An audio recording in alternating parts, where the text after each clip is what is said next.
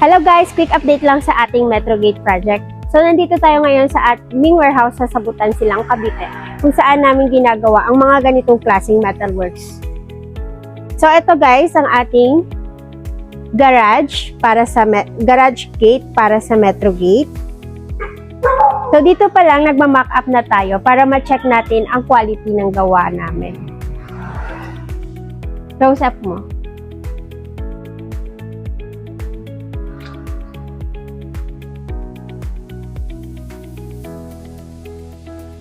So, ang tawag sa gate na to ay bifold.